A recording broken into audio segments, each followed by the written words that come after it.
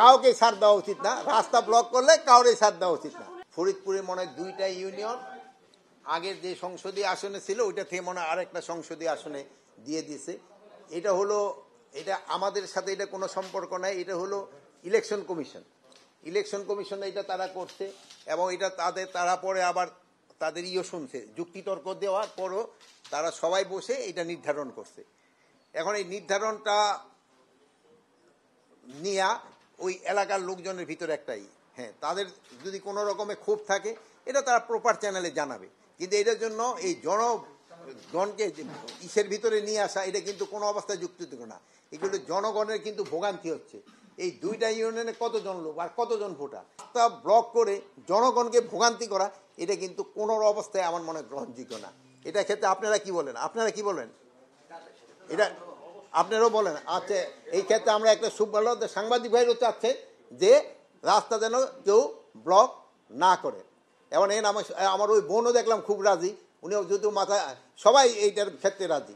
আচ্ছা, এটা সবার ক্ষেত্রে প্রয়োগ করা হচ্ছে। এই সাংবাদিক ভাই আরো একটা ভালো কথা বলেছে, কাউকে ছাড় দেওয়া উচিত না, রাস্তা ব্লক করলে কাউরে ছাড় দেওয়া উচিত না। আচ্ছা, এখন নেক্সট পয়েন্টটা যাই।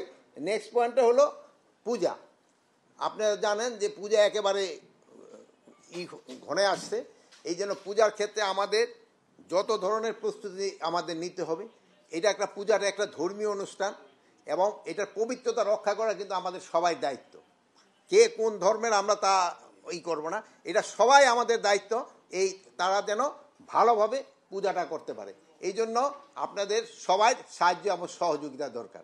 এবং পূজার ক্ষেত্রে কোনো ধরনের কোনো অসুবিধা যেন না হয়, এই জন্য আমাদের যা যা করার আমরা সবই করব এবং পূজাটা যেন নির্বিঘ্নে এবং ধর্মীয় রীতিনীতি মেনে যেন করতে পারে, এই জন্য আমরা সব ব্যবস্থা করে দেব এবং এটার যেন পবিত্রতাটা রক্ষা হয়, এই জন্য আমরা সব ব্যবস্থা করব।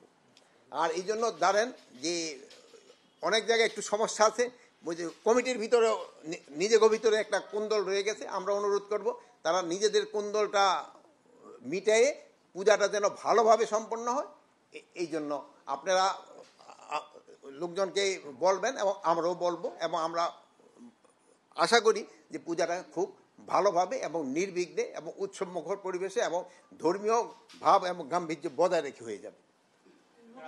আর তার একটা হলো আরেকটা পয়েন্ট ছিল যে কারাতে অনেক সমস্যা আছে, এটার সংস্কারেরও দরকার এবং এইটা নিয়ে অনেক আলোচনা। কারার একটু বাজেটের ক্ষেত্রে সমস্যা, এখন অনেক কারা যারা আছে বন্দি আছে, অনেক বয়স হয়ে গেছে, তারা ধরেন বিভিন্ন রোগ ইসে মানে আক্রান্ত এবং তাদের ঔষধের ব্যাপারে একটা বাজেটেরও বেশি দরকার হয়।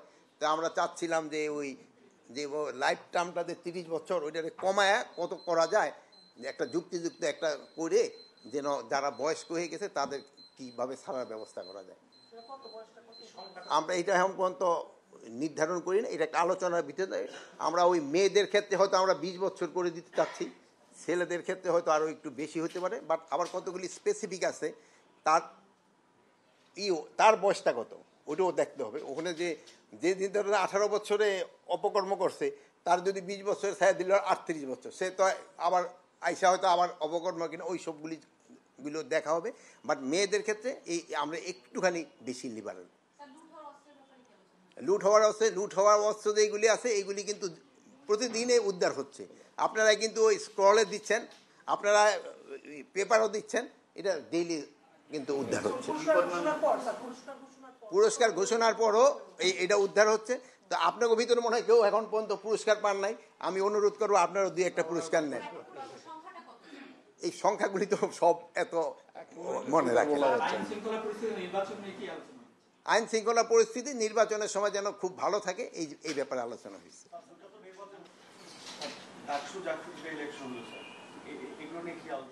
এগুলোর মধ্যে আমাদের আইন শৃঙ্খলা বাহিনীর যে যতটুকু দায়িত্ব ছিল আমরা মনে হয় এটা শতভাগ সম্পন্ন করতে পেরেছি। আমাদের আইন শৃঙ্খলা বাহিনীর সম্বন্ধে কারো কোনো ধরনের কোনো অভিযোগ নাই এবং আমাদের কোনো প্রস্তুতিরও কোনো অভাব ছিল না। এই জাতীয় নির্বাচন তো আরও অনেক পরে, এটার জন্য তো আপনারা জানেন আমরা ট্রেনিং সব শুরু করে দিতে, আমাদের প্রস্তুতি শুরু হয়ে গেছে। আপনারা ভালো থাকেন, আল্লাহ হাফেজ।